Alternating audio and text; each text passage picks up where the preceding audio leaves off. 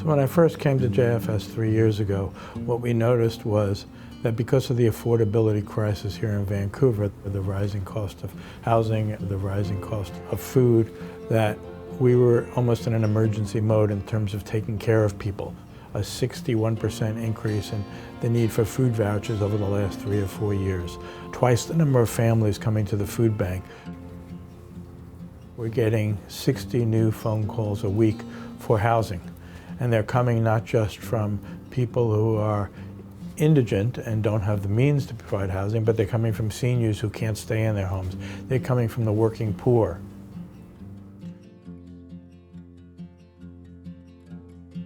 People go through these transitions, unexpected. Something happens, your spouse dies, your kid gets sick, you lose your housing, you lose your job. And JFS is the agency that's there during these transitions. We're there to make a difference. Our counselors are there to help people.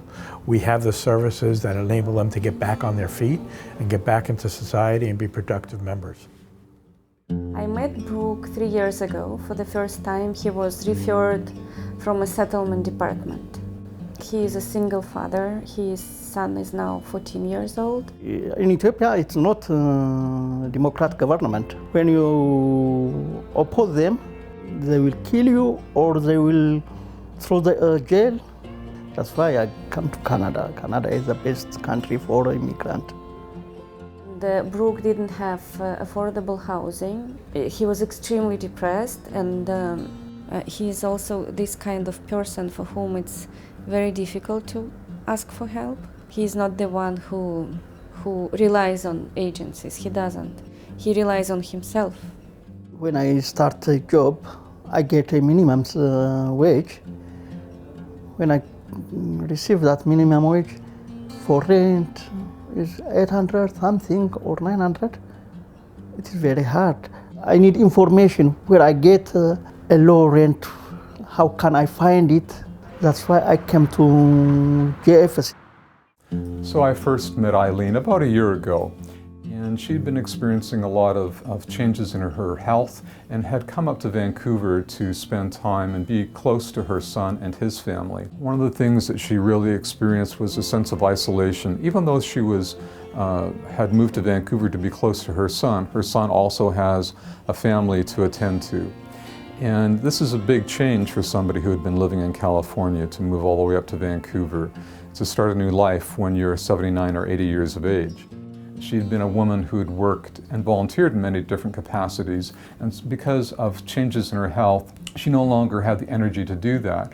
And one of the reasons why she came into JFS was to talk about how these changes were affecting her.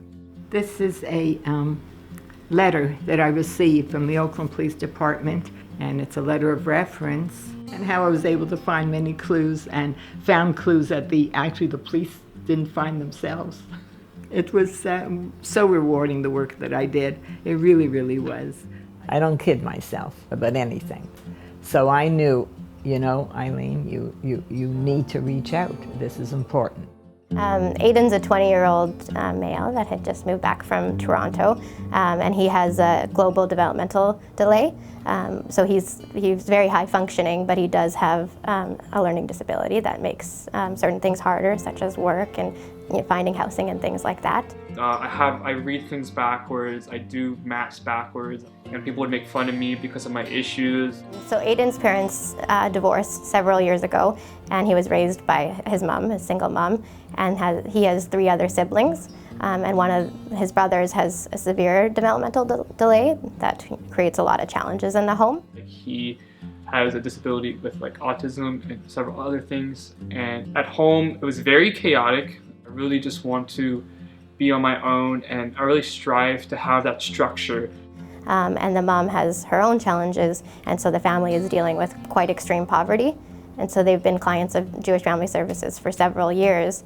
And then he ended up moving to Toronto. I was living in a very, very sketchy neighborhood in Toronto, Jane and Finch. There was several shootings there, and it breaks my heart to live there. Can you believe that I can't even believe I actually lived there. Yikes.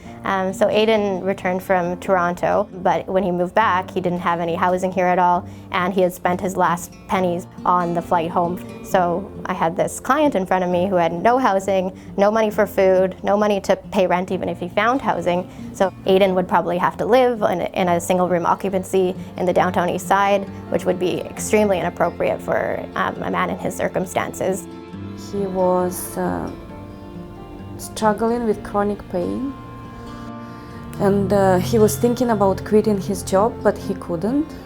Then he brought me a note from his family doctor saying that he cannot work anymore because of chronic pain and depression and asthma and many other health issues.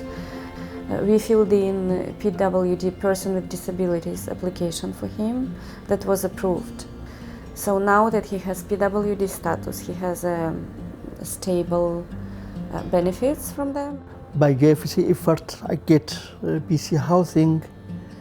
Everything is by JFS.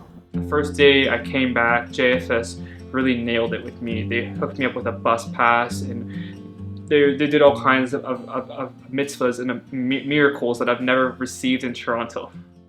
And then from there, housing was a huge, very important concern. And this amazing donor in the community has an apartment in South Granville neighborhood that he was willing to subsidize. And Aiden is a perfect fit for it because he's extremely clean and responsible. And so we were able to connect him with this opportunity, and here he is. This is my kitchen right here.